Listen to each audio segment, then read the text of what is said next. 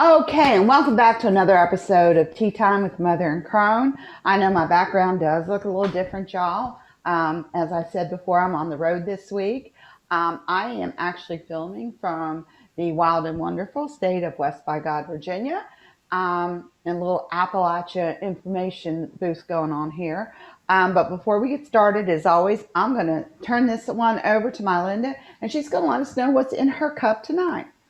Yes. So tonight we are talking about St. John's wort. It is a very, very good herb. It's actually a pretty popular herb. You might have seen it. They're very pretty yellow flowers. And they actually have a lot of good, not only medicinal benefits, but also magical benefits. So you might have seen them around. They're these really pretty yellow flowers. Try not to get the glare there. Let me take a look here. So they are, let's see here. As I said, very beneficial. They're good for burns and wounds. They're also good for inflammation, which I thought was really interesting. Um, but they're also really good for depression and anxiety, which I thought was interesting. But I want to talk a bit about some history because this is another one of those good ones that have been around for ages and ages, like a lot of the herbs that we've discussed. It is native to Europe, Western Asia, and Northern Africa, though it is spread everywhere. It is also called hyper, hypercum, hypercum, or St. John's wort. It is a perennial plant, again, used for centuries in popular medicine to heal burns, wounds, skin inflammation, and also mild depression and anxiety, as we talked about. It has been known and used for its health benefits since ancient Greece. And Dioscorides, I always mess those up, was a Greek physician who recommended it to drive off evil spirits. And then he actually realized St. John's wort was a mood booster. And then before him, Hippocrates suggested that its extracts actually soothed jaundice, colds, insomnia, and hysteria. Oh, hysteria. I know. And then Paracelsus, a Swiss physician of the 6th century, suggested St. John's wort to cure anxiety, depression, and neurological issues. And then also topically, it was recommended to heal wounds and burns. And then in the Middle Ages, it was hung onto house doors and windows to drive off demons, nightmares, and ghosts. So I thought that was interesting. Gee, all the fun guys. I know, and I love the Middle Age stuff and the medieval stuff. Um, and of course, the flowers are used for oils. You can make salves and things like that, tinctures. It's also good for premenstrual syndrome, seasonal affective disorder, menopause related mood disorders. Um, you can use the oils. The oil is what you would use for the burns, atopic dermatitis. You can also use it for psoriasis, sunburns, muscle aches, or some other uses. And then it just goes a little bit into more detail about the dosages and what it can do for depression. So I thought that was interesting. And again, also always check with your doctor before taking that or any herb, of course. But I also want to talk about the magical because this is another one of those fun ones that has all the interesting things about it. It is a masculine herb. Oh, Element is fire and ruled by the sun. And then the powers are animals commanding confidence, courage, exorcism, like we heard from the Middle Ages, good luck, to increase power of spells, magic, overcoming opposition, protection, psychic protection, spell breaking, strength, and success. So those are some good Wow. ones.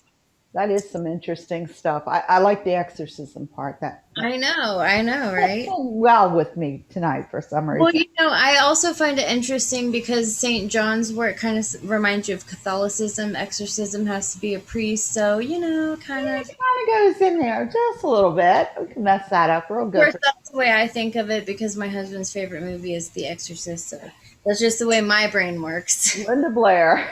I know. Horror movie fans, so. Okay, and then it says, okay, so then it goes into the medicinal there. So, some other interesting things you can use it for strength, health, protection, and happiness spells. And it goes in again to say if you hang it near a door or a window, it can help protect against evil spirits. And it's traditionally dried over midsummer fires. Oh, now that's interesting. Midsummer Fires. Yes. Very So, specific. yes, very specific. And then it also says you can place St. John's wort on jars and place them near doors or windows, and it will have the same effect. Okay, wow. You want to protect your home, a little St. John's wort can go a long way. Exactly. And then it also goes into the evil spirits again when it says, when burned, the vibrations of the herb dispel evil spirits. So it seems to be a So we're very, going to burn it and dispel evil spirits. Okay. yes, Well, I'll tell you, when it burns, it stinks. So maybe that's where that happens. maybe They don't like the smell, so they leave. possibly. And then this was a cute one I wanted to share. It says, it is a fairy plant. So I Ooh, thought you would love this. ooh. It says, stepping on St. John's wort may cause a fairy horse to rise up and take the mortal on a wild ride lasting all night. This herb can be used to break fairy spells and cure illness caused by fairy darts. It offers protection from fae and from fairy spells. What is Interesting. interesting about that part that I did not know any of that about the fairies, but what is very interesting is St. John's wort is a major herb that contributed to antidepressive medication. That's why Mhm. it's extremely important if you ever drink St. John's wort tea, you notify your doctor, especially if you're on any antidepressants, because Right. this will increase the antidepressant and you might not need it increased. But Right. many people in a depressed state will sometimes, as you know, you get depressed, you get, moody and other things. So the spelling part with the fairies and a wild night ride tie right in with deep depression, manic depression, bipolar, and schizophrenia. Mm-hmm. Oh, I sound like I know what I'm talking about. But if you tie all that in, that's some of these herbs, there's always a kernel of truth in a myth or a Mm-hmm. magical use for something. If you think about that and you're no longer depressed, your mood enhances either by burning it and inhaling the smoke, because that will happen. So if you do burn it, please be aware again. Make sure that you speak with your doctor if you're on antidepressants or anything like that. St. John's wort's a very powerful herb and it's used Yeah. in many things. So I just caution everybody with that. But if you think about it, if you're depressed and everything, you do a little St. John's wort, all of a sudden you are happy. You might be riding that fairy horse. Um, Right. that would sound like a lot of fun to me. I would definitely have to go out there and run across a couple of them just to I know. get I that was ride. I wish I'd have known that. I'd have been out there today running across a couple of them. I know. I was like, oh my gosh, Pam is gonna love this. Yes, I am. I'm going to have to go out and smash some St. John's wort now with my feet so I can get that ferry ride. What Yeah, happens if they don't show up? Do I get to say something? maybe. I don't know. Might not want to talk back to the fairies. I am playing with my camera for a second here. I have a few technical difficulties here. I am in um, a very small coal mining community in West Virginia. My accent, I'm sorry, I apologize now because it's been slipping in and out. I did really kind of good at the ritual and then I just lost it all. And oh, we had a real good Southern ritual. Almost sounded like a revival meeting. Um, it's so bad. I know it's terrible. I'm here, an hour and it's back again. This is my natural accent. I lost it or attempted to lose it in Baltimore, and I did really good. And I do really good when I read the ritual, but when I spoke afterwards, it was like, oh, it's all over. Um, so I did come up here. I got out of Florida before the hurricane hit, which I was quite happy about because my flight was only delayed by about an hour or so. I did make it up here. Um, our airport is rather small. So, yeah, it is very small. It's a little tiny airport and it has, oh, y'all are going to laugh when you see that. It has one runway. Yeah, one. We have a runway. And we have two booths, United and Allegiance. And that's it. And yeah, when you get off the airplane, you've got to run across the tarmac to actually go in.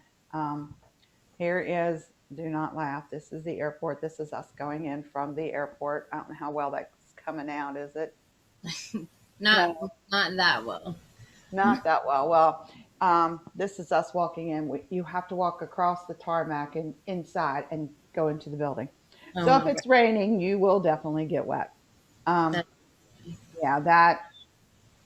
And as I said, oh, that's a lousy picture. I'll have to get a better picture on my way out to show y'all what yeah, the two booths look like. This is the entire inside of the airport. That the whole airport, the whole airport. Okay. So now that we visited that, that was rather interesting. I told y'all that I was coming up here, and we had talked about the first Father's Day, and we talked about the first Mother's Day, both which occurred and happened in West Virginia, one in Grafton and one in Fairmont.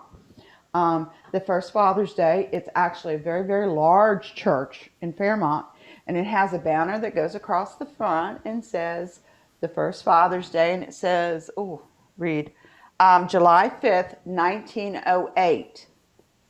Now, That's what is interesting, the reason it did not take off as well as you thought it might have taken off was there was a mine incident or accident that happened in July of 1908.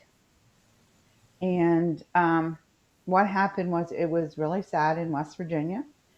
They had the mine went, and it was the Monongahela mine, um, and they lost 250 men, and that happened right after the Father's Day was held in 1905, and six disasters occurred in 1905, the greatest number in any year. But the biggest one was the Parole mine in Fayette County and killed 23 miners. The other one killed 258 miners. So it was bad. And the Father's Day never took off because that incident, of course, overshadowed Father's Day. So it took it a little bit of time for it to catch up after that. So that was a rather sad thing, but when you work in a coal mine, those are the things that happen. So rather than dwell on that, we're going to go on to a couple things about West Virginia. The first one we're going to talk about, y'all are going to love this. In 1966, 1967, that year, there was an interesting creature that appeared to quite a number of residents in Point Pleasant, West Virginia, which happens to sit where the Ohio River comes down. And it was a very large 10-foot creature with wings and red eyes. And do not laugh, it was called Mothman. Yes. And I know there is a documentary out because I watched it the other night again to get caught up because it'd been a while. I do remember the 1966 incident. At that time, the original Batman series with Adam West was on television. And they believe that that's kind of probably how they got Mothman. Um, this very large creature actually chased people, rode on cars. It was all happening around, there was a munitions facility on the river at Point Pleasant, and they called it the TNT area because it was a munitions area and it was used during World War II. And it was right on the river, so they could just load the stuff up on the barges and move it. And this creature evidently kind of liked it there. So Mothman came on board and it terrorized the locals for about a year, and there were well over 150 sightings of this. I mean, this was not a one time one person saw, like Bigfoot, one person saw it and it's Bigfoot. This was 150 sightings in 1 year. There is a museum in Point Pleasant that is the Mothman Museum. And every September, they have a very, very large parade, and they get in up to 10,000 people go to see it. It is huge. It is really huge for the area. And unfortunately, right after that, they claim that it's called the Mothman um, Legacies, that the bridge that goes across the Ohio that took everybody from West Virginia to Ohio actually fell through at Christmas in 1967. So they thought that the Mothman preceded that incident and not caused it, but caused a reaction and, just said, hey, I'm here and this is what's going to happen, kind of thing. Um, there were writers from far away as New York coming down to write articles. There was a book written. There was a documentary done, and it is on Netflix. It's a freebie, so you can pop on and get that one. There was also a movie made, I think, in 2015 or sometime like that, which I started to watch, but it didn't have nothing to do with what I saw in the documentary. So I'm not sure where that came from. But we all know what they do with movies in Hollywood. So just, take a look at The Wicker Man from 75 and then the one Nicolas Cage did. There, you wouldn't even think it was the same movie. But Mothman was a very, very big thing for West Virginia. They believe it may have been, now, I'm going to be honest with y'all, there are large cranes that migrate across West Virginia. If you live in West Virginia, you know what they look like because you've seen them. So Right. for them to be saying it's a large crane, sandhill crane, I kind of like, don't think so. But anyway, it terrorized the whole place. New York writers came down. They wrote all kinds of stories about it. It was very, very well published all over.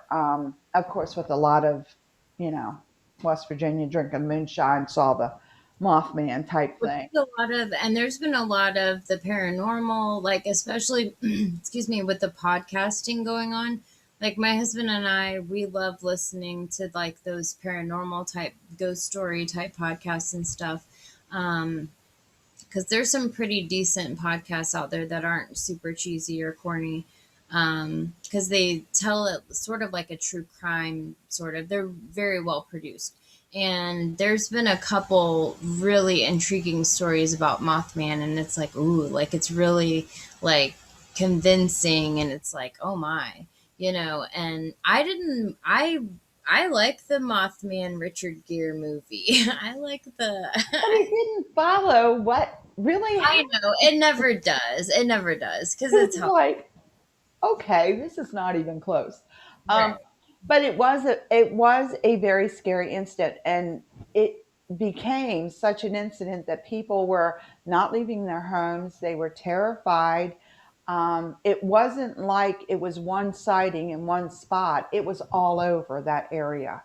Mm. And if you listen to the documentary, you will actually hear the recordings of the people who originally saw it because they voice I don't recorded know if them. I've seen the documentary. Is it on Netflix? It's free on Netflix. Yes, you can go on and look I at don't it. know if I've seen the documentary. I may, Mike and I may have seen it a really long time ago. I don't know.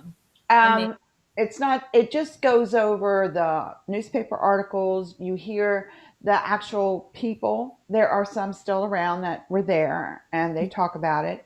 But the people that are no longer with us, they have their voices where they recorded them. The people went out and, did interviews and recorded their voices so you can hear them tell their story. Now, if you listen to those people, they are not playing games. They were definitely scared. There was definitely something that was not normal. Let's put Right. it that way. Now, I don't know how many of y'all have been into the wonderful great state of West Virginia, but it is quite mountainous. It is quite heavily forested. It's um it's kind of wild. I mean, the description wild, wonderful West Virginia is true. There's a lot of dead area, what we would call dead area, that has not been touched in years, and it's all woods. So you'll go from a small populated area, you follow this winding road up and down and back and forth, and you get to the next one. In between that area, it is heavily forested. You're lots of deers, lots of little critters all around. So the whole idea is that these people knew the area they live in. If you live here, you can do 50 miles an hour on these little one lane roads because you know where the turns are. So these people actually know their area pretty well. So for them to find something unusual in the area, and then the first time it was really caught was it was two married couples, young married couples. They were driving along. Uh, it actually followed their vehicle and it was going as fast as the guy's vehicle was going. And he claimed he was doing around 80 miles an hour on the flats and it was keeping up with them. So, that's pretty scary. But we also talked about Mother's Day. So we're Mhm. going to jump between, the unusual and the semi sort of normal. Just to keep things in vogue here. Mother's Day was actually done in Grafton, West Virginia, and that is just down from Fairmont. Um, it is a wonderful old church. It is absolutely beautiful. I'm going to try to see it. It's had quite a number of plaques on the front door, and it tells you can do tours. They actually have tours and they have a gift shop and everything. We did not sign up to do the tour today because we weren't even sure we was going to get down there. But it's Andrews Methodist Episcopal Church is where it was the first day. So I do have. I'm going to have to wind this back a little bit so we can see what I'm doing here. Okay, let's just stop and pretend like we didn't see it. Um, so we took a drive in. My cousin has been, oh my, I got three cousins, have actually 20 cousins back here, but three of my cousins decided to entertain their cousin. And I got chauffeured to all of these spots. So I do thank my cousins. I holler out to you and Debbie, Crystal, and Kelly. Um, it's been fun. We've had a blast back here. But the church is a very old wooden doored church. As you can see, it's quite old. I will get these up on the website if I can. The problem I'm having is some of these are so big because I got a little too long-winded pushing buttons. But this tells you where it's at. This is all on the church. It has a very nice shrine on the side of the church. And this is the town where it's at. This is Grafton. That is so cool. We are on Main Street. See, I always thought those little small towns were cool. Like where you just have to go to Main Street and there's like your hardware store and your deli and like your like everything's on the one little street. I've always thought those little towns were neat. I'm sorry, I just because Oh, I've always been in a huge city my whole life. well, I yeah. just And You you can know, see that's a very tall church. Yes, and I understand people who have never lived in a small town think it's so Mayberry. yeah. Um, I mean, I think it would be pretty and cool. as you walk around the church, you can see right there is a enormous statue, a dedication area where you can actually sit. Oh, nice. They really went all out for this. This is beautiful. This is, I mean, this, you want to talk about Mayberry? Okay, That's, we'll talk Mayberry. Just check it out. it like reminds me of like a Lifetime movie. Yeah, it is. No. I say Lifetime because I don't do Hallmark unless it's The Good Witch. Sorry, I'm not Well, trying to be rude. I'm trying to look up that Mothman documentary and see if it's on Netflix. it is. We watched it the other night. Okay, that's what I'm looking. That's why I have my head down. I'm trying to look it up. But it's an old church there. There's beautiful stained glass windows. Oh my gosh, they are absolutely gorgeous.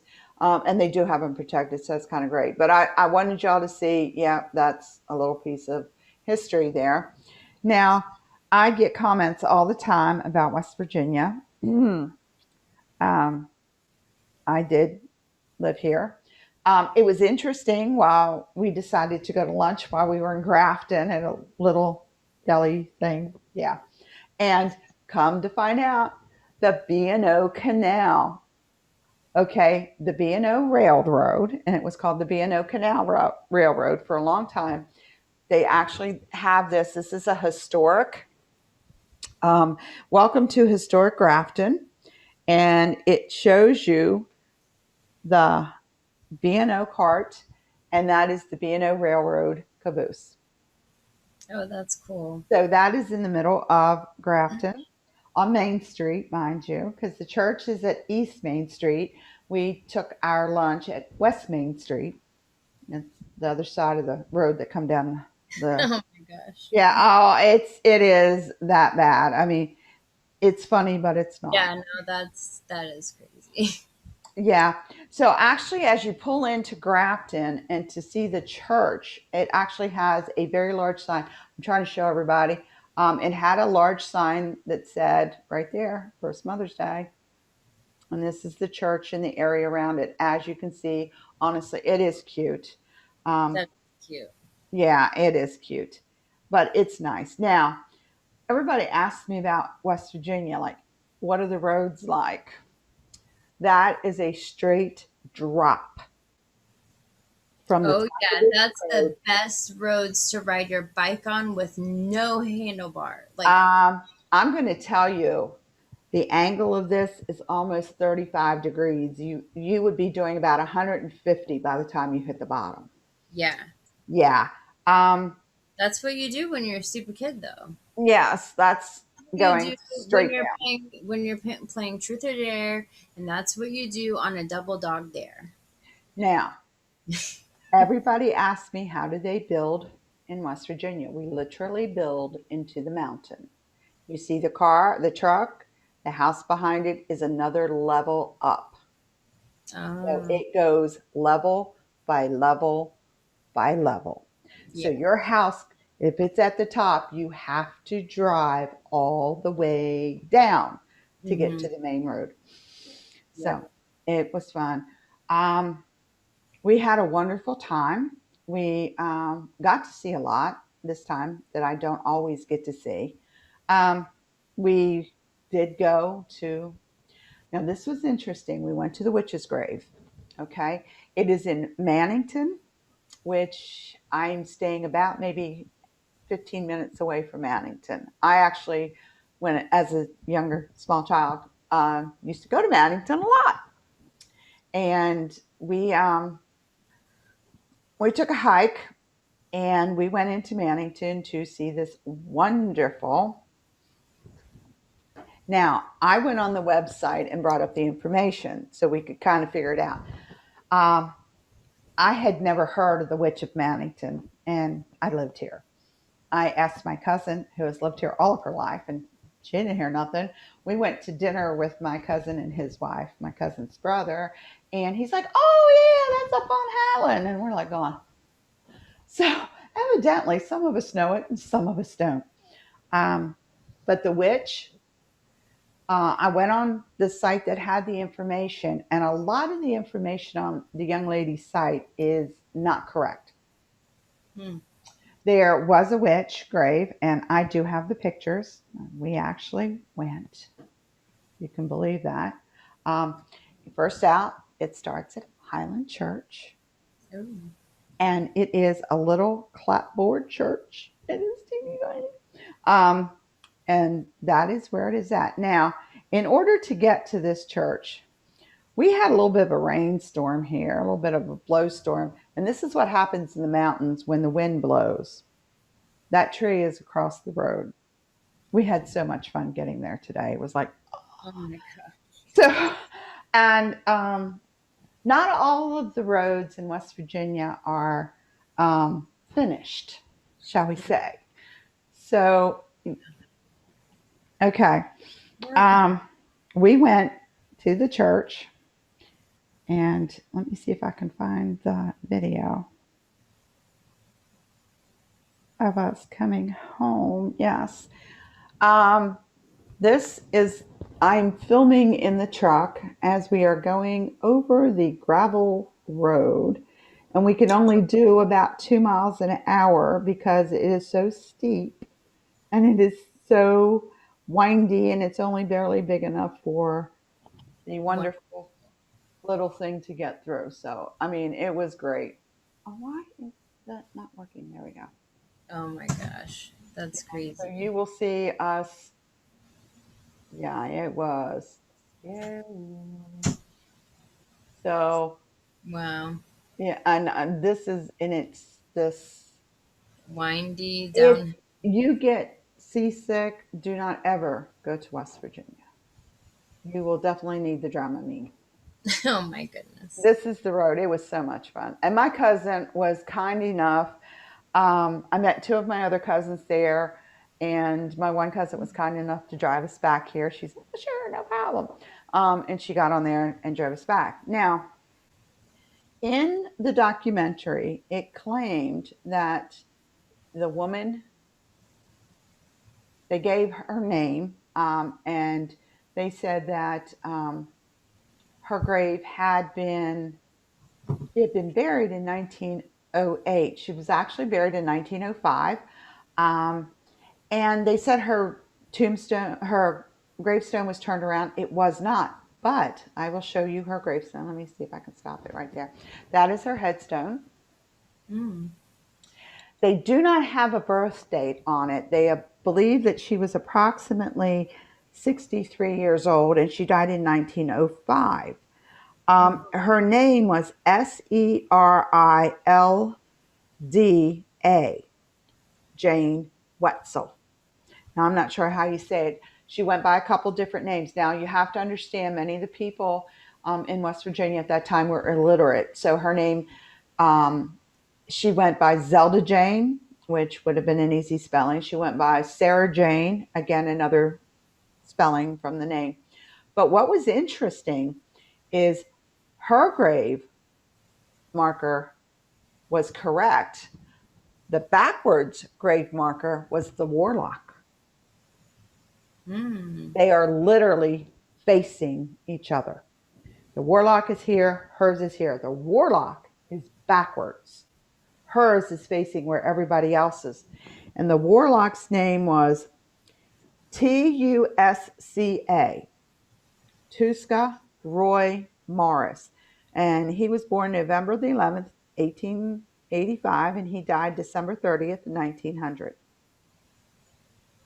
Was he like a well-known like town? Nope.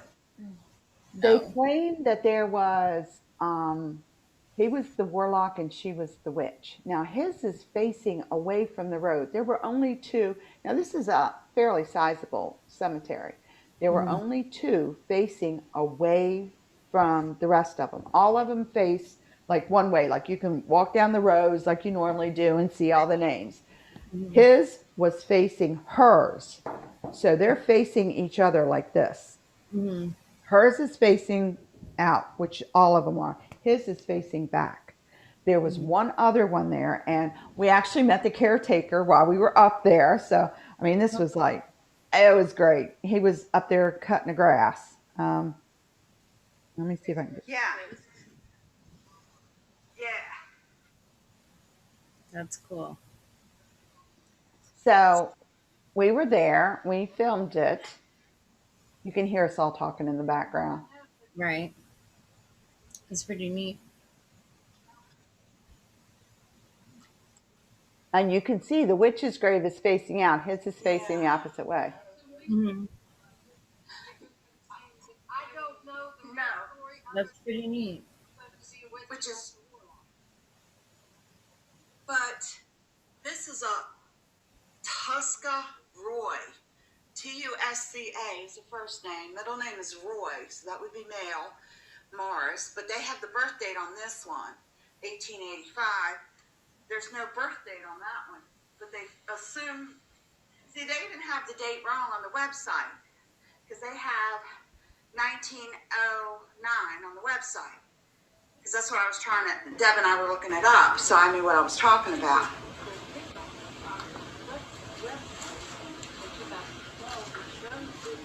And there's just one there. Most of these graves were from the early to late 1800s. Yeah. That's really neat. That black one? Thank you. That's the caretaker we were talking to. Watch out, some of this is sunk in. You don't want to fall. It's an old cemetery. So we went to the black one because he told us the black one was the only two turned around was the Warlock, which was that one, and this black one. This black one has a new headstone on it. Once we looked at it, we knew it was new. Someone had put it on there, and I don't know why they turned it facing Look in the at other that direction. name. Remember we looked up Oprah's real name? Oprah's real name was Orpha from the Book of Ruth. I have never seen it. And they spelled it over. I've never seen that name before. It's from the Book of Ruth. That's the whole church. Cool. It's tiny. All the churches back there are small. Yeah. So I'm hiking across this in the heat. It was hot. Sure is. Yeah. Now we got up to it, and you can see it's etched. It's laser etched, so that kind of gave it away a little bit. Right. Yeah. 1906, 1910. That looks good for a 1910 tombstone. See? 1830, born 1833, died 1906. That's the same. 1844, 1910. And it's backwards. It doesn't necessarily mean that the sun was thoughtful. This bottom part was, because look, this is when it was put in. See the old concrete? You wasn't going to move that bottom piece. This top piece might be new, but that's old. That's original. Look at that one. It matches. All they did was buff this down. That's my cousins. We were all out there having Very, fun. very well. So, what is the significance of that one? 1910. The significance is when a gravestone is turned backwards. There's few reasons to do that. Number one, nobody usually does that because when you're walking to find it, that's why they're all facing the same way. If one is put backwards, it was always thought that that person or persons were either excommunicated from the church, were somehow bad people, and you turned them backwards, so they turned their back on God type Right. thing. So we're not sure. We can't find any more information. You have to understand these are really old sites and there's not a lot of people left. So Right. that one was turned backwards. Now it had a new headstone on it because it was laser etched. We figured that out, but the bottom stone was actual. Why they put it on backwards as a new stone is beyond me. Because that's never done. That's kind of like a no-no thing to do. You know, Right. like walking across somebody's grave, you just don't do it. But we found it interesting that it was very age-wise.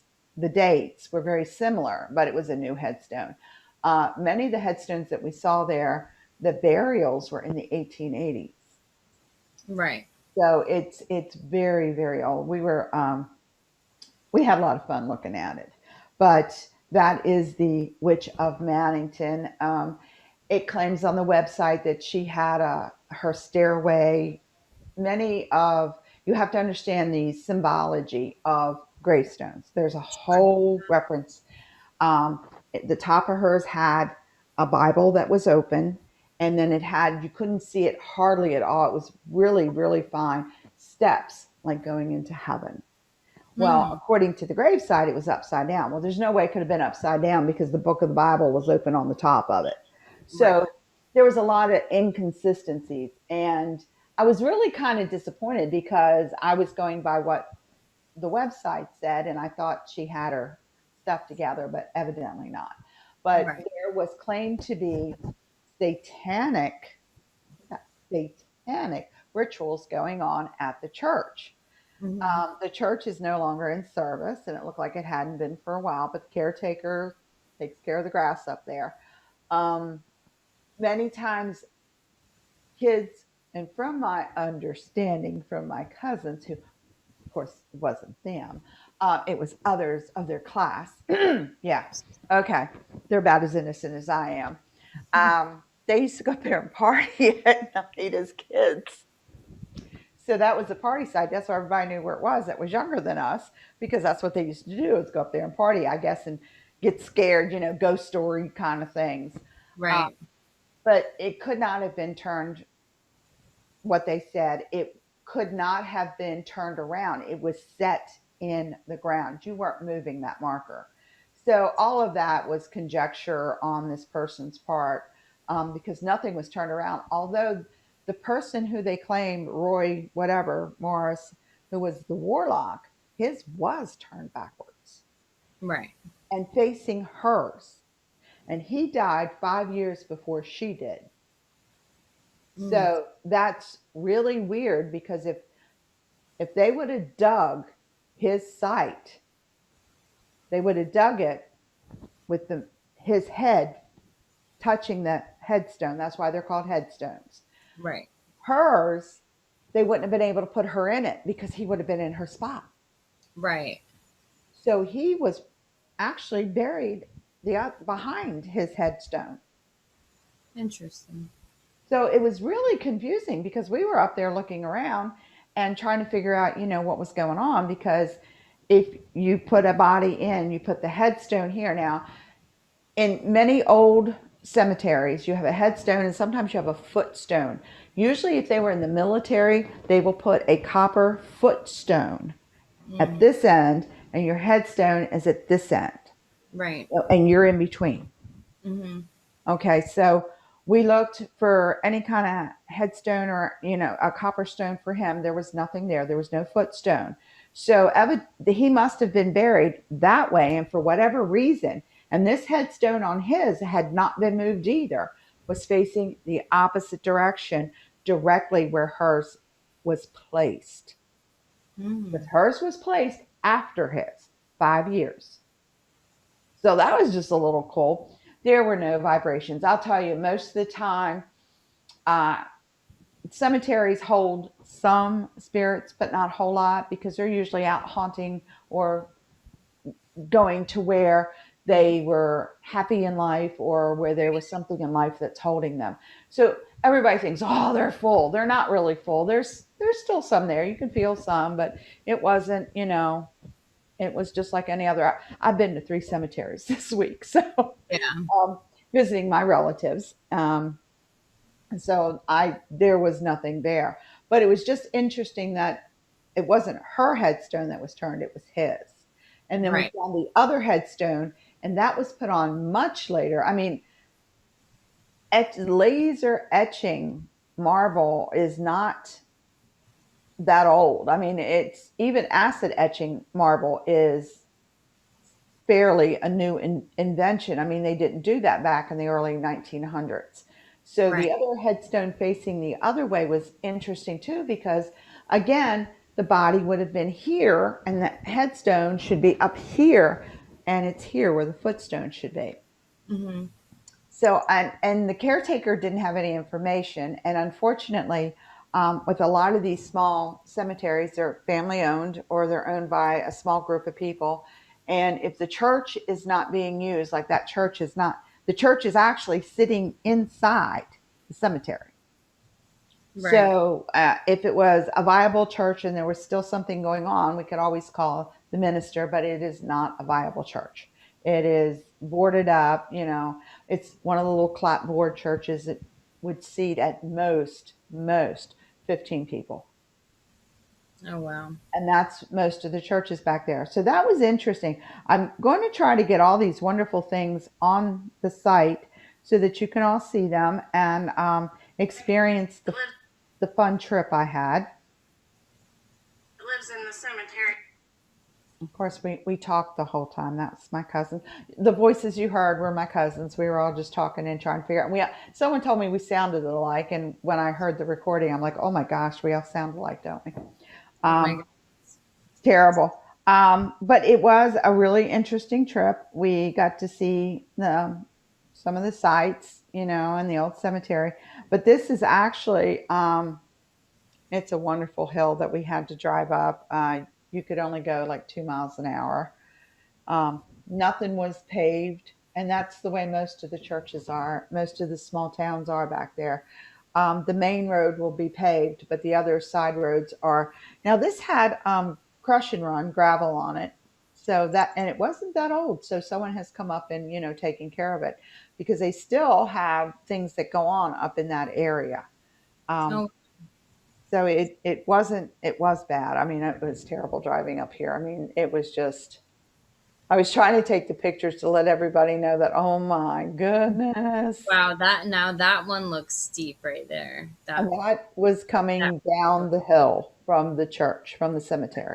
Now that one looks particular. That looks way more steep than the first Yeah. one you were going. And we were like, oh, yes. So my cousin she's such a good driver. She just grabbed a hold of that steering wheel and she's going to get us down. So thank you, Kelly, for not killing all of us. And as you can see, you can't go very fast on these roads. It was just unbelievable. Um, it That's cool. was, yeah, it was interesting. Many of the legends that surround West Virginia, there's actually, believe it or not, there's a book out. Um, and it is a book that has a lot of crazy things that happen in West Virginia. It's kind of like a lot of the things that happen in Marion County. Now, I'm in Marion County, so it's a thing, believe it or not. And these were the haunted stories. And I'm going to get the book because I didn't know it was out there. Or, girl, I would have, you know, I would have taken it up immediately. Now, the next one, West Virginia is full of fun stuff, guys. The next one is, and I have seen this on a show, and this is the name of the town is called Rock, West Virginia. Bear with me on this one. And it was an amusement park that was abandoned. Oh, I wanted to go to one of those one day. Well, you can go, and it's a historical place in Rock, West Virginia. It's called Lake Shawnee Abandoned Amusement Park. And they have tours. Um, seriously. You can camp on the property if you so wish. Don't know if I so wish. There are claims that it is haunted, that someone evidently died there's like a pond lake thing going on, and someone had died in there, a small child, from my understanding. Oh, that's And yeah, they've had paranormal guys out there, and that's where I saw it originally. I didn't know anything about it. I was watching one of those paranormal shows. Ghost Hunters. I'll have to look it up. Was it a show like that? It was like Ghost Hunters, or one of those. I mean, Paranormal State, one of them. one of the world's most haunted places. You can arrange a private tour, you can join paranormal investigators to ghost hunt or brave the dark carnival in October. And it was crippled long before the local entrepreneur Conley, now I'm going to say his name wrong, I know, Siddow, broke ground for the circular swing. At least that's what most locals think. And they'll tell you that no one should have turned the grassy field into a carnival. He purchased the property in the 1920s and had no idea it witnessed decades of bloody unrest. Ooh, so um, it originates in the 18th century. They said during the late 1700s, Mitchell Clay bought his young family out west and they established an 800-acre farm and raised 14 children. That was not unusual in those times to have that many children. And tragedy struck in 1783. A Native American tribe, so they're claiming, slew two of the children while Mitchell was out hunting. And they kidnapped one of the boys, Ezekiel, only to burn him at the stake. Clay retaliated with help from other settlers. He tracked down several Native Americans and killed them. The scarred homestead was never the same. The Clay property didn't attract much notice until the 1920s, and that's when the gentleman, Mr. Snowdow, appeared with his rides and attractions. And he had circular swings, a water slide. I mean, he went all out for this. And it's funny because there is nothing around there that would attract anybody to this area. It's just like out in the middle of nowhere. And at some point, things started to go wrong. Lake Shawnee, fans know the facts. A little girl died on the swings, and a boy drowned in the pond. All told, roughly 6 visitors died during the amusement park's brief history.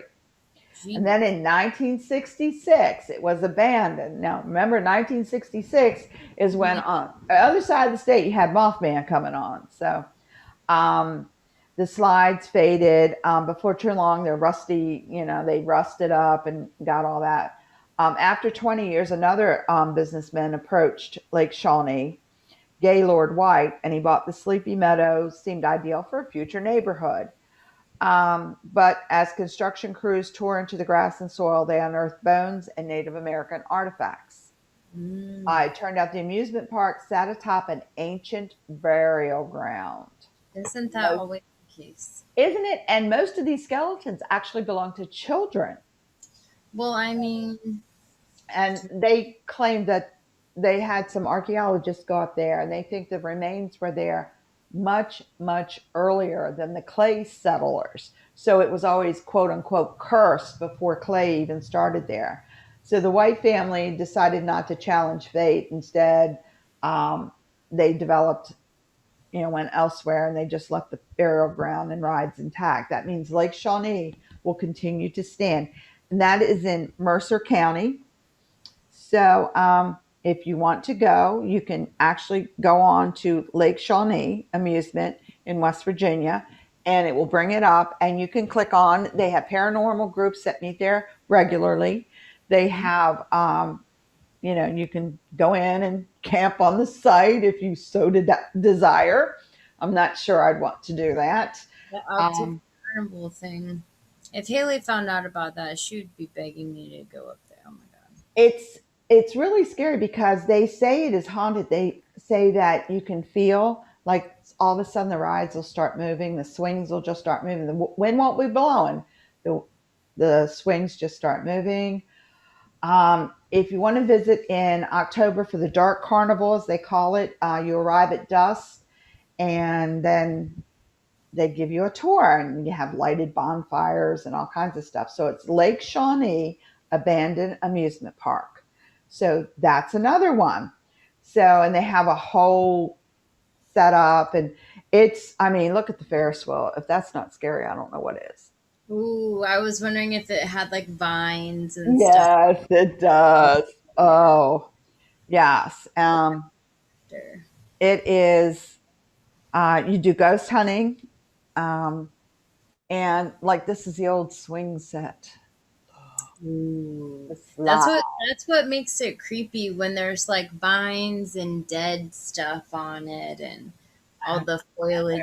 Picture of the old crappy and Ferris it's all wheel. rusty. That's what makes it creepy. and then it's got an old abandoned vehicle on it. I mean, it is. Here they show somebody camping, and with the lights, they turn the lights on at night so that you can see it. Um, That's it's even creepier. it's creepy, I admit they're creepy just looking at them, um, and that's a little unsettling. There There, is yeah, I never did watch the American Horror Story Circus season. I need to watch that one. There you go. They did. Now I can't remember. I'm sure if you Googled it, you could find out which paranormal group went up there and watched their video. They claimed that they had a lot of um, different things that happened that were just not quite going in with everything else. So, um, you know, that's one of them. There are the Dr. Robert B. McNutt House. Um, and that was a little scary too. That was TripAdvisor has this, and this is also in Mercer County. So you have to get to Mercer County to have it. It's a beautiful house. It's the oldest house in the county and served as a Civil War field hospital. Now, I'm just going to leave that right there because if anything in the Civil War, Ugh, a field hospital had a lot of dead bodies. right. So, two future presidents stayed there as Union soldiers. It's well preserved and free to the public to visit. The Chamber of Commerce is there now and happy to have tours if you want to do tours. But because it was a Civil War, as close as it could be to a field hospital, I'm sure that y'all just, if anybody's been to Gettysburg, yeah, no. Um, Right. I'm not happy about it. But that is another place to go and talk about because they have all kinds of the haunted things going on with that. And again, a lot of the paranormal groups will actually go and especially around Halloween, they will go and have the tours in the evening. Now, Mhm. Halloween up here in the mountains is cold. There's about even today, the temperature was up near 90 and tonight it will be down in the 60s. So that means you have a lot of ground fog and mist. So Yeah. just let me tell you, even if you live here, it can be creepy just walking out to your car in the morning, okay? Because you got Mhm. all that going on. So um, they have a lot of information about, excuse me, about the house, and it was supposed to have been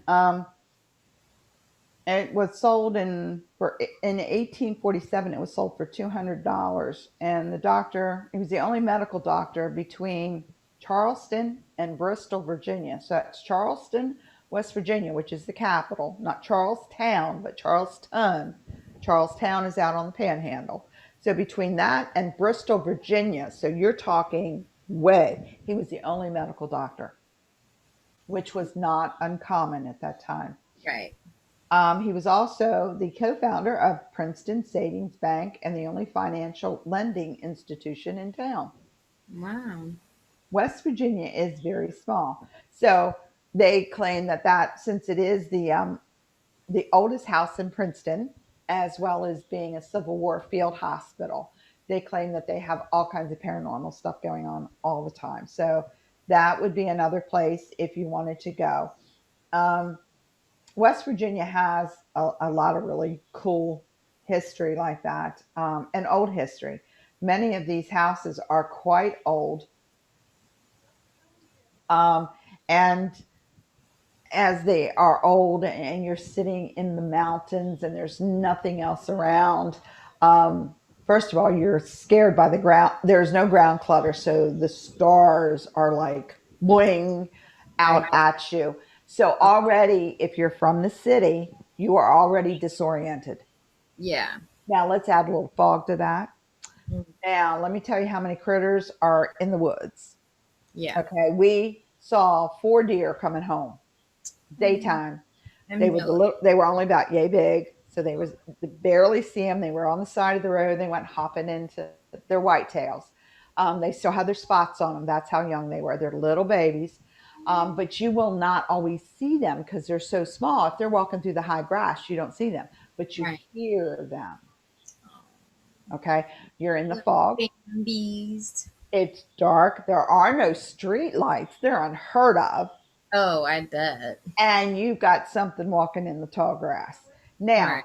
Yeah, you don't know. okay. At that point, you're doing one of two things. You're either screaming for help, Right, exactly.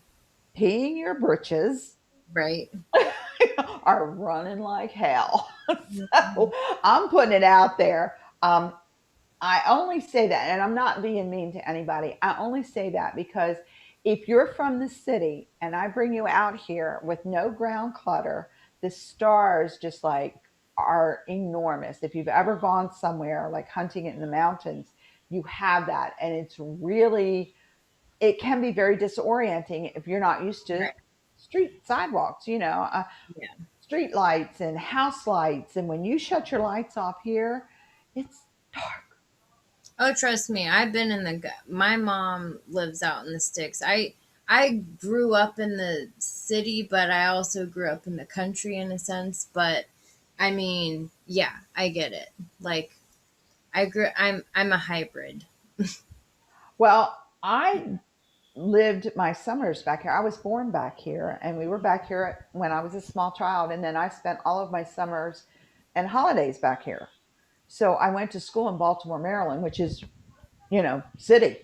huge, big. And I would come back here in the summer. Mhm. So I had a bit of a strange growing up that way. So I ended up in all of them. There is a book, and it's out, and it's called Haunted West Virginia. West Virginia does have a story of a young girl killed on the roadside in her prom dress. I think every small town in America has that one. Yeah. I'm just putting money out on that one. Or But like a bride.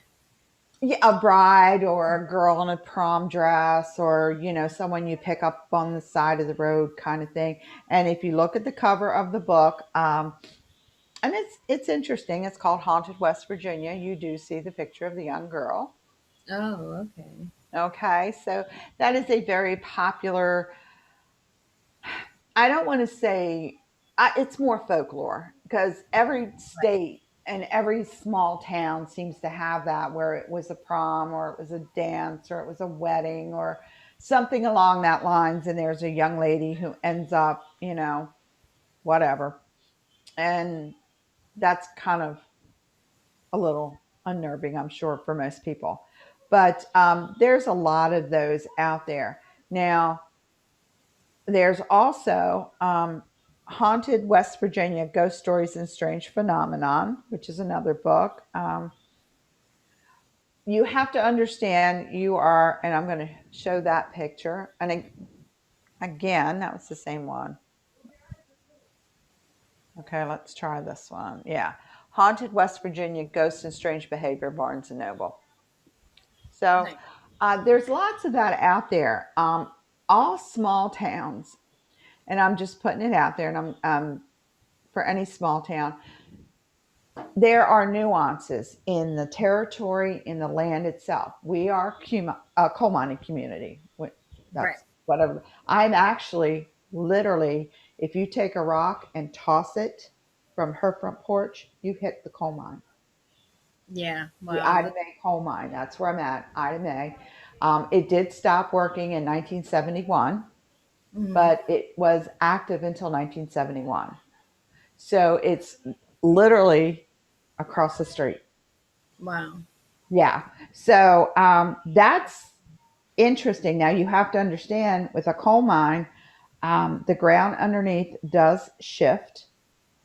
There are lots of nuances with the ground itself because you've got, they're digging coal out of you. So you're going to have sinkholes and other things of that nature. So with each small town, you do have that. Now I'm showing you a picture from her front porch, and that grassy area right there is where the coal mine was. Oh, wow. So, That's like I said, I can. This is the road. This is yeah. That is the coal wow. mine. That is So close. Yeah, that is up and close. And that is her backyard, and that is her neighbor's driveway, which comes down and around. Oh my goodness. Yeah, it's if you see, this is her driveway right here. This is the road in front of her house, and that is the main road. If you look way back there, that's the post office. That little tiny, tiny, tiny building, Oh my post goodness. office. That's funny. And it's only open till 12 o'clock, Monday through Friday, and Saturday it's open from 8 a.m. to 9:45 a.m. And they don't get mail delivery at their house. Welcome to West Virginia. Oh my gosh. Run Oh that for my me God. one more time. What are the hours again? 8 to 12, Monday through Friday, and Saturday, 8 to 9:45. And they don't deliver mail. No, that's where you have to get your mail as well as drop off your mail. So, what do people do that work? They try to get there on Saturday morning between 8 and 9:45. So, the entire town that works is there in an hour and 45 minutes. So, the whole town is there. So, they're like, that's crazy. But how, what's the population like though? Like, Um, well, this rough is not ballpark. a town. Let It's a me, holler no, I'm not in a holler actually. This is where a you're coal from. mining community. It's a little different. Um, and you have to explain what an incorporated is, an unincorporated is, a township is, a city is, and a community. Okay, they're all different, and they all have different ways of how many people Yeah. are in them. I don't know. I'm going to find out real quick for y'all how many people are in Ida May. Do not laugh. In 2019, the population was 616 people. Wow. Now, the town, the town near the holler that I grew up in, do not laugh. Um, the actual town is called Rachel, just like the girl's name, Rachel, Rachel. Okay. Okay. And let's see. And in 2019, the population of Rachel, West Virginia, was 289 people. I don't know what to say. Oh my. Now, yes, it is very small, and I don't even know if they have a population. Oh my gosh. Um, um, oh, Okay, now what is okay, now let me see. I'm gonna look mine up where I so, was. as So you, that's where you were born or that's where you grew up? that's where I grew up. My birth certificate, they usually put the largest city that you're, the city that would have a city hall in it is what they put on your birth certificate. Mine says Fairmont. So not the hospital that you were born, not the city of the hospital you were born. Well, that's where the hospital was located, and I was taken there after birth. So they put it on there. I was born in Fairmont. I Mm, wasn't, but that's how they did it back then. Because there is no city, township, or legal entity that could deem me a certificate of live birth oh, because if you're unless you're midwifed, and to avoid the midwife issue, and I can explain how that issue works, is they took you to the hospital, they put your 2 feet on your birth certificate, it's about yay big, and then the um, the capital will, if you have to call them to get a copy of a certificate of live birth, is what you use for your identification purposes. So when they Right. tell you they want a birth certificate, they don't. Most states require a certificate of live birth. And that's a Right. different, that's usually a little piece of paper about yay big that, the hospital does not issue those. That's issued by the county seats. Okay. So that's what it is. And if you're home birthed, and this is before hospitals, the hospital is in Fairmont. I'm all the way in Plummeron. Um, it was about an hour, hour and a half. Don't laugh. It's about an hour and a half to the Funny hospital. how you enunciated it. It's so much fun. All So right. So I they have to look up the difference. I'm sorry. Oh, it's so much fun. Now, hospitals used to give you a birth certificate saying that you were birthed at that hospital. And some of them you have your footprint on them or your handprint, and it's from the hospital. And it's about yay big, and it says the name of the hospital, the doctor that delivered you, and all that pertinent information. But that is not illegal. Trust me, I tried to get my driver's license with mine, and I was told I have to call the county seat in order to get my certificate of live birth. My father so issued, "Oh, I know she was born. She's right here." Mm, Thank you, Daddy. That's not what I needed when I went to get my driver's license. right. So in the state of Maryland, I had to have West Virginia issue me a certificate of live birth, which is not the same as a birth certificate. Right. So you will find that out. I learned that when I had to go through getting my mom's birth certificate for whenever they did the whole immigration tightening up when Arizona and Texas passed that thing where they tightened up the laws several years back. Well, my mom was living in Texas at the time with her boyfriend, and she went to update her Florida driver's license to her Texas license, and they wanted to deport her because they thought she was an illegal immigrant. And she'd been in the United States forever. Grew up and gone to school here. She had her social, because she was born in the Bahamas. So Mm. she's, Hmm. she's technically Bahamian.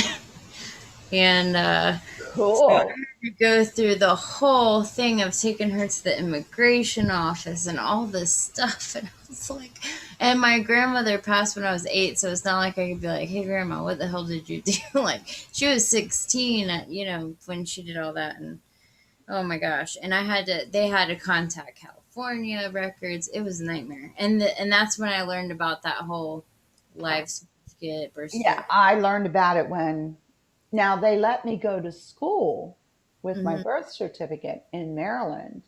But when it came down to the government saying, okay, we're going to issue a driver's license, no, we're not. Right. So it was a matter of having to go through the hoops in order to get all that stuff. So it was a royal pain where I didn't need one, but I didn't get it So anyway. I kept my West Virginia license and said, damn it, I ain't doing it.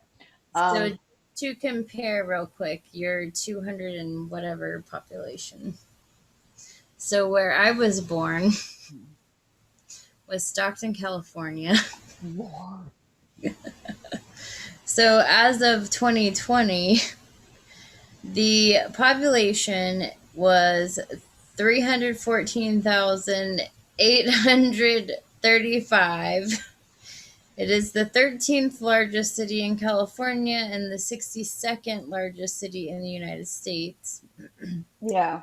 But I haven't lived there since I was like 3. So Jacksonville, um, where I've lived since I was like 3, and still live today, as of 2020, and I wish people would stop moving here. You're gonna shit 929,647. Oh my goodness. Wait a minute. 900,000.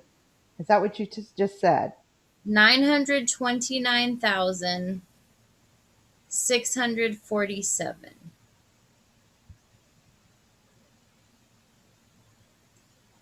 It is the largest city in Florida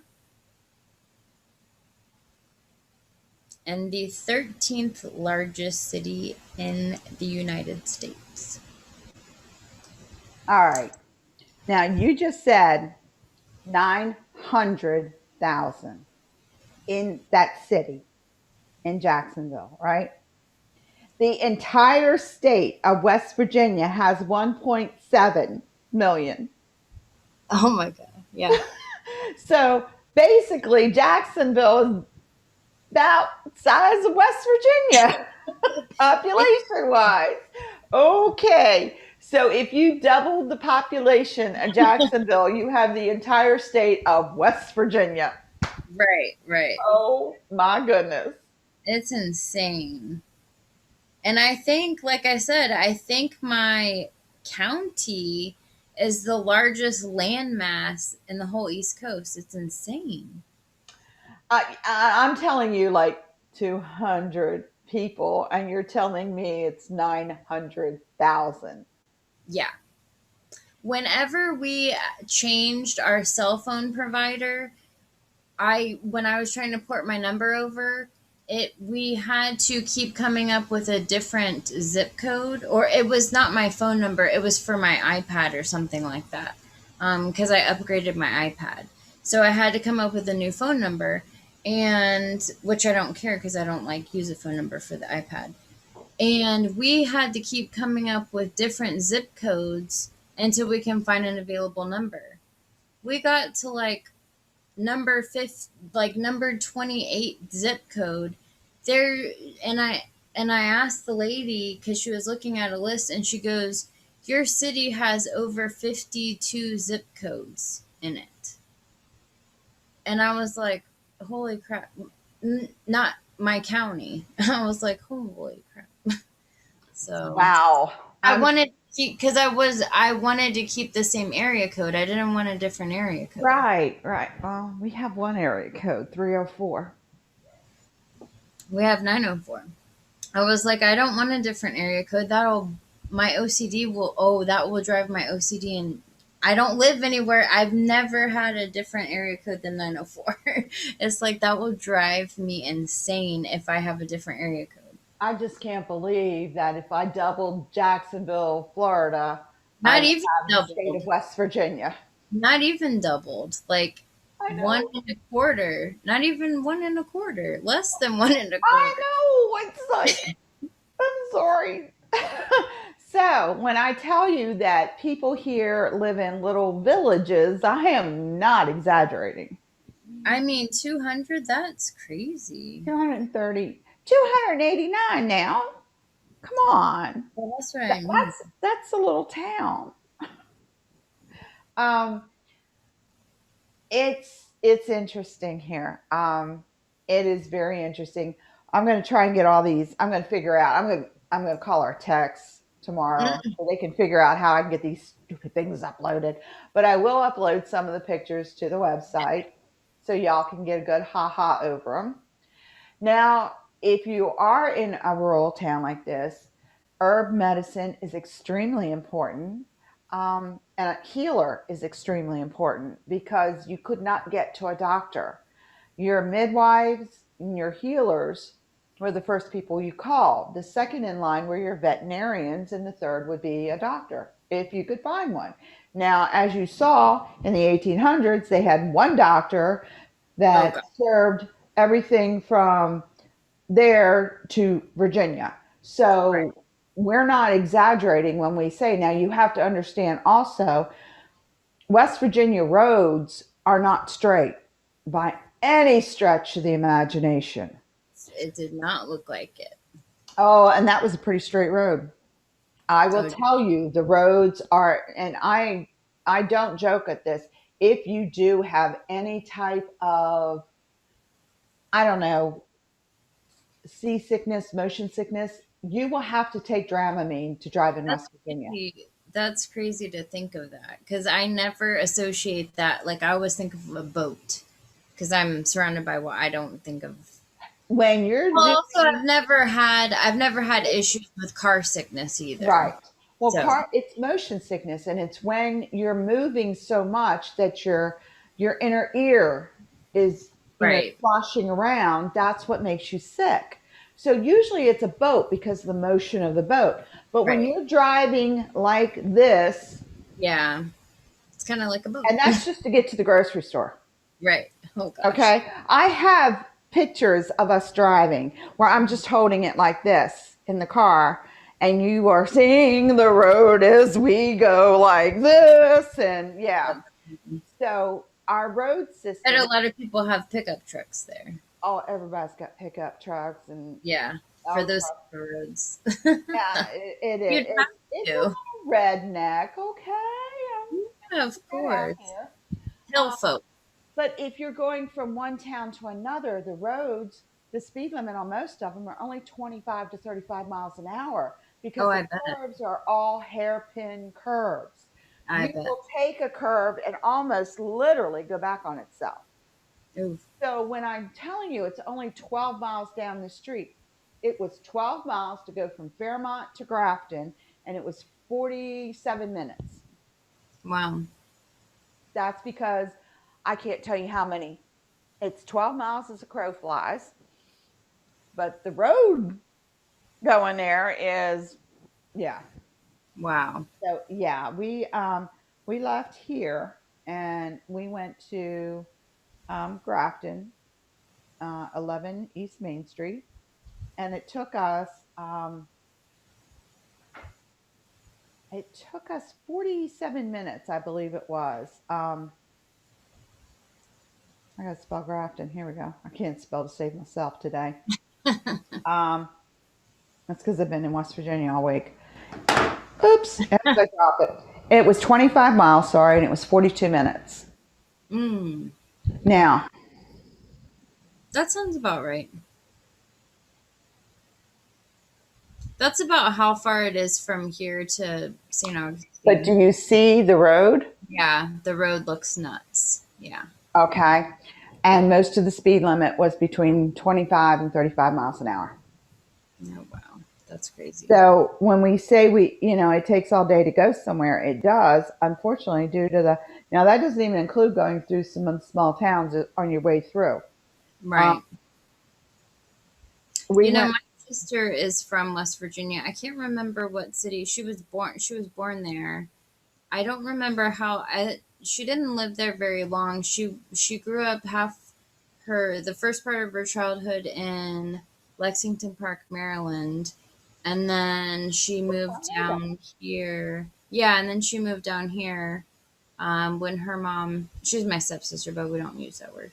Her mom married my dad, and but the scary kind of going back because I meant to bring it up earlier and we kind of moved on to the coal mining thing, but the scariest ghost story ever my stepmom told us when we were kids. She told us it happened in West Virginia. I'll never forget it. We were swimming in the pool. It was summertime. We were swimming in the pool. It was at night because we love to go night swimming oh, when I we're. love that. Yeah. Yeah, it was fun because they would have those lights in the pool, and so of course that made it scarier because we were probably like 10, 11, 12 around that age, like Haley's age now, and um, I can't remember all the details, but it was some story she would, and I don't know if she was pulling our leg or if it was really a famous ghost story, but it was some story about like this baby, like you would hear it in the woods, like this truck was driving down this like deserted woods with no lights on, and you would hear this baby crying when you're driving. So this couple stopped and they walked in the woods, and there was this shack in the woods, and they kept hearing this baby cry, and then they saw like this random high chair in the woods, and the crying got louder, so they walked closer and closer, and then something about like a tree falling on the high chair, and then the crying stopped, but then there was no baby, and then of course it was like the whole raw thing, and she scared us, but it was like a true story. I don't know, it was so weird. I don't remember all the details, but it scared the crap out of us. I was like, Well, like I said, when you come back here, if you're from the city, and I'm not, I grew up in the city. I'm more of a city girl because I grew up just outside of Baltimore City. I grew up in Baltimore County in mhm. Maryland, which is huge. I mean, really huge. Oh yeah. It's the Baltimore County is the most populated county in Maryland. Baltimore Mhm. City is the largest city in Maryland. I grew up like maybe five to 10 miles away from the heart of Baltimore City. Right. So I was just in the county, and you get used to streetlights, you get used to sidewalks, you get used to roads, and guardrails on roads are kind Right. of cool. They don't, that's for sissies. Yeah. So yeah, we don't have guardrails. We have 40-foot straight drops, and you just With no. learn not to drive on the side of the road. You learn how to bank your curves when you're going, when you're driving. You bank them just right. It's very different back here. With I'm that lucky being having one of those spotlights on my pickup, like so I said, make sure I'm not falling over the edge. yes, you really do because there are no streetlights. So when you're driving back here in the dark, the road is pitch black. I'd be hugging the wall of the other side, or be Well, hugging. that's the mountain that goes up. So the mountain goes up, you have the road, and then you have the side drop. That's all right. I'll be hugging the mountain and be like, "Oh, too close, too close." At least I'm not going over the edge, falling to my death. This is true. But when you're here, like I said, there's no ground clutter except Right. around the big towns like Right. Charleston and places like that, Clarksburg. But if you're in the smaller towns like where I'm at, there are a few street lights here and there, but it's not a lot. So that in itself is disorienting because you're used to being, look at Jacksonville, you got street lights all over. Your apartment complex has lights all over. You walk out to your car, you actually a shadow Right. Yeah. walking out to your car because that's how much light you have. Unless you turn on the porch light, you may not have light. Right. Yeah. So when it gets dark, it gets pitch. Yeah. So then you're relying on your eyes to readjust, to pick up enough light for you to actually see. So you Right. need so much light in order to see. Oh, So, trust me. When I go out to my mom, trust me, there's a certain part where you get into a certain part of town. And like I said, Jacksonville is huge. So if you go to a certain part of town, there will be an area where there's no street. Well, I shouldn't say Jacksonville. It'll be outside of Jacksonville, right, but especially like where my mom lives, there'd be a certain part if you're driving at night, it's just like boom, no street lights. And you have to like immediately adjust, and it's right. like, And you ooh, cannot always clearly see. especially when you're driving. Right? And you're used to having light. Like Hmm. when I drive, St. Pete is very small compared to Right. Jacksonville. We're a small town, but I don't know anywhere in St. Pete where they don't have streetlights.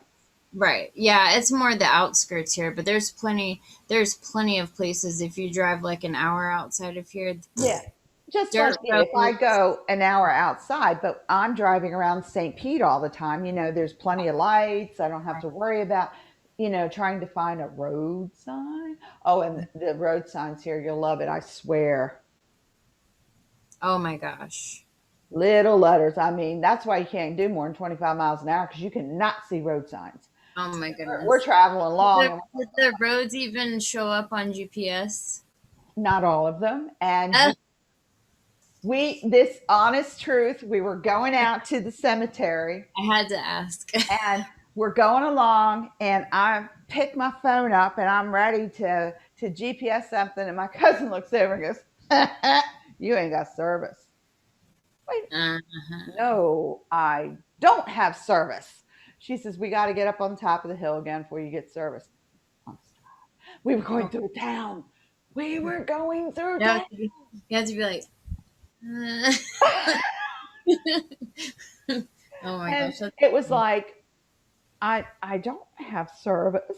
And then we went a little bit further. Oh, I got service again. So if you are GPSing Gotta do it the old fashioned way. You are SOL. At Yeah. certain points, you will drop. Now, when I come to your place from St. Pete, there Mhm. are a couple places where I actually drop. Oh wow. Some of the little roads before coming into Jacksonville. I've already passed all the big cities, and I'm coming into Jacksonville. There are two places where I drop Mhm. every time. It's 16A. Yeah. I So drop there. As Greenwood I'm coming 16. in, it dips. And when it Mhm. dips and I'm going along the road like this, I feel like I'm right at home. There's no street lights. It's all, and I'm just driving. Oh, yeah, it's West Virginia. No, it's Florida. Okay. And I can tell it's Florida because I'm not going up and down. Yep, that's one of those streets So that is it's one of real those. dark if you drive at night. Mike and I used to do midnight drives when my mom would have the kids. We used to take that street at night because it would be pitch black. We saw a fox out at night one time. We had our brights on, Well, now, but can you imagine you're going in an area that you're not familiar with? You have no ground clutter, which means the ground clutter means the lights on the ground from street lights, storefronts, your Mhm. own personal lights in your house. That's Right, called ground clutter. If you ever go out to observe the constellations, you want to get away from that so that you can see them much clearer. But if you're driving or walking and there is no ground clutter and it's pitch, your eyes will, they don't, it's not playing tricks on you. It's your brain trying to figure out what your eyes are picking up because there's not enough light to discern what you're looking at. right. So you'll see all kinds of shit in the leaves and in the Mhm. grass and all around you. You're going to be hearing sounds you're not used to hearing. Animals make noises, and it's not the noises you think they make. There are certain deer called sika deer. They whistle like a person. It sounds just like someone whistling. They're Mm. usually on the eastern shore of Maryland. They were brought in by the Japanese as a gift to somebody, and they got loose, and now they're very small deer, but there's a whole ton of them on the eastern shore of Maryland.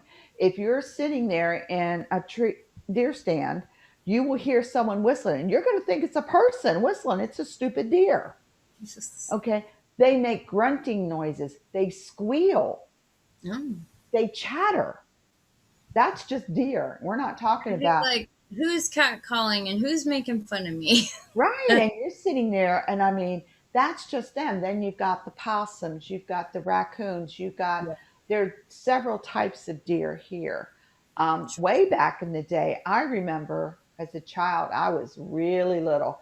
I probably heard one of the last bobcats growl and howl. Oh, cool. But they were very mountain lions is what they used to call them, but they were more bobcats, and they were very prevalent in West Virginia at one time, but they were hunted to basically extinction. Right. But you will hear animals make noises that you would never hear in the city because you don't hear them because there's too much noise going on. Yeah, you don't. So There's when been a few times where I've seen, believe it or not, getting on I-295 right before I hit I-95, when I get on the exit, or like when I'm getting on the on ramp from my street onto the interstate, I have seen a family of deer on the side of the interstate right off the edge of the woods, because there would be woods before they eventually tear that down to build condos or whatever the hell. Like we but need more. here it is nothing. I mean, Yeah. literally, my cousin picked me up. She's like, "Okay, watch for deer." Oh, She I said, know. "Watch for deer while I drive." I'm like, "Oh shit, I Yeah. forgot." They're horrible here. They're Oh, terrible. I bet. Yeah. I mean, daylight today. You saw the pictures where we were driving. That's how daylight it was, and the little ones were crossing the road the whole time. Oh, I bet. Yeah, We came up a lot of them. because there's not as much traffic. I mean, Right. There's not as much traffic, and the deer, they're really bad for roses. Oh my gosh, do not try to grow roses. They will eat every one of them. They oh god. have, evidently they taste good. I don't know. I've Mm. not eaten, I had rose hip tea and we've had rose petal tea. I've not eaten rose petals, but evidently the deer like them. But they will Yeah. come right into your yard. That is, And you don't feed them or anything because you try not to because you don't want them in your yard because they're eating your damn flowers. Yeah. Um, that's not uncommon here.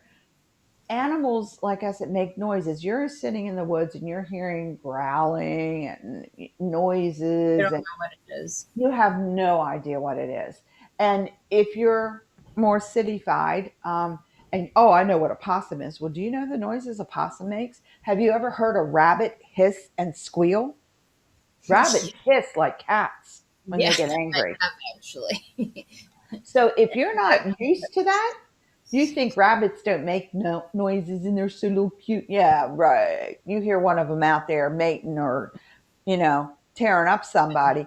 They hiss like cats and they got to squeal. Yeah.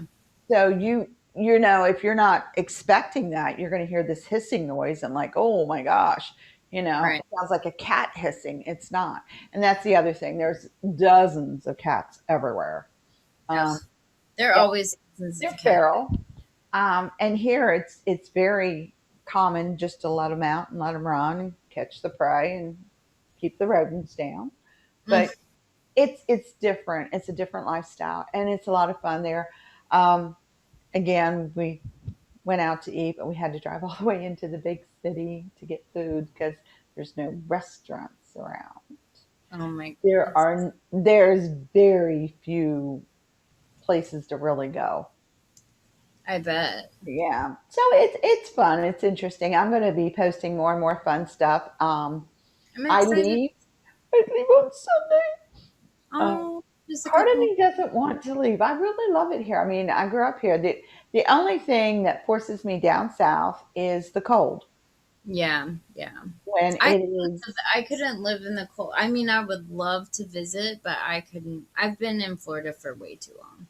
My husband was born and raised in Florida. My kids born and raised. I mean, it would be so fun to visit. I just don't think. Plus, I get cold easily. I don't know. I just, the cold here is cold. The snow here snows you in. You don't get out of where you yeah, live. no, I couldn't deal with that. So, you're Plus, stuck. like, driving in it, like Well, I couldn't drive in it on flat land, let alone steepness. No way, Jose.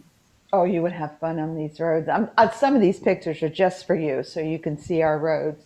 Yeah. I'm actually going to a very big event in Morgantown. We got to drive clean into Morgantown, as they say. And it's called, do not laugh, Chocolate, Wine, and Shine. And when they say shine, they're not talking about rise and shine. We're talking moonshine. Woohoo! Yeah. So, yes, it's Are they gonna be doing spoons there? I am not sure what's going on. They've got a DJ, they've got all kinds of stuff planned. This is their first foray into this. Um, I used to do wine tasting. I used to work for Solomon Island wineries in Maryland, and I used to do the wine tasting in Columbia, in Carroll County, and everywhere around. I worked for him and did the wine shows and the big open ones. So I'm very much a connoisseur of the wine stuff. So we're gonna see what happens. This is going to be real interesting. It's Saturday. We bought tickets, so Nice. I'm going. Um, I'm going to try and take some pics there and just we can see how much fun it is. Yeah, Um, I'm definitely taking pictures of the produce, the products there because I yeah. definitely want to. I'm tempted to taste the wine, and y'all know I do drink wine, Hmm. but I am not sure if it's drinkable. We're going to test it. The moonshine, oh goodness gracious, I'm You just, better give reviews on that. oh It sounds like girl. it's gonna be fancy. I'll be disappointed if they're not spoons and banjos. I'm just gonna say. Well, I'm going to tell you, Morgantown is a big town, so Mhm. it's a little bit more cityfied. Yeah. So we're going to It's okay. see how this goes. I mean, I'm very much interested in to see how this goes. I think it's going to be a lot of fun. If I can pick up any more ghost stories while I'm out, I will definitely do that. So we've kind Yeah. of debunked the Witch of Mannington. You got the Witch of Rachel right here. So Woo. that works out really well. I have been handing out my cards to my family, so they're probably horrified at this point. We do have the cards, and I've been handing them out. I'm so proud of them. Yay. My family's And, like, "Ooh." and speaking of, because of the occasion, we are going to have we again do not have a winner.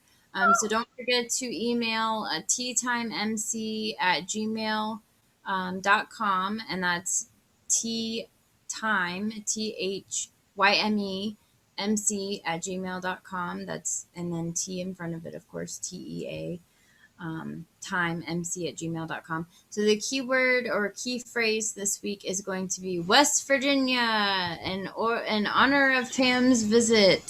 So she's having fun with her family, and we're so excited to talk about the myths and the Mothman and the ghost stories and the Mother's Day and Father's Day and all the fun stuff there. I will have our techie guys, walk me through how to do this. I may have to, well, shoot, I'm leaving Sanford, so I could ride to your house from Sanford very quickly because you're not that far from Sanford, are you? No, not too far. Okay. I have to fly out of Sanford. It's a 2.5 hour ride to the airport for an hour and 56-minute ride in the air because none of the other airports go to West Virginia. Right. That's But it's such a good show again, and we will have something fun planned for you next week as always. Don't forget to like and subscribe to our Facebook page, Tea Time with Mother and Crone, and you can always watch us live when we record on Wednesdays or Thursdays, sometimes Fridays, depending on our schedule. Go to our YouTube channel and subscribe, Tea Time with Mother and Crone. And always thank you so much for your support. right. And I just saw a little email from Reverend Corey, and she wrote on there very cutely that Mr. K loves Mothman. Yes. So I have another fan in the house. Yes. And So he also loves Bigfoot as well. And I think he wants to be a guest on a future show. So we may have to we have may have to do that because cryptozoology episode and see if we can have him be a guest. Oh my gosh, that would be so fun. I love that this. would be just talking about all the fun stuff. Then I would have to bring up everything. I mean, that would include Chessie from the Chesapeake Bay because Yep. we have a Loch Ness instead of Nessie in Yeah. Chesapeake Bay. We have Chessie. Yes. So there really is a Chesapeake Bay monster supposedly in the Chesapeake Bay. And as Mhm. many times as I've been out there, I've never seen it, but it would be fun to try. Um, so we want y'all to tune in. Make sure that you do like us on all of that good stuff. If you have questions, complaints, or comments, we'd love to hear from you. And Let us keep know. the complaints for the complaint department. Yeah, which is closed Monday through Friday, 12 to 12, and is open on the third Saturday of each month that ends in E. There you go. You like those directions. If you can follow that, good for you. But I just want to say thank y'all for coming to the show and listening to us. There'll be more pictures to follow this. And I was just informed that the first football game that West Virginia U is playing against my Maryland Terrapins. So Go my Turtles. alma mater is University of Maryland. So when that happens, my heart gets torn in two because I never know which side to root for, Oh my gosh. my college or my home state. So Let's that's pray for Pam. yes, please pray for me. It's rough, but we'll see y'all in the next show. Everybody, take care, be safe out there, and have a great rest of the week. Blessed be. Blessed be.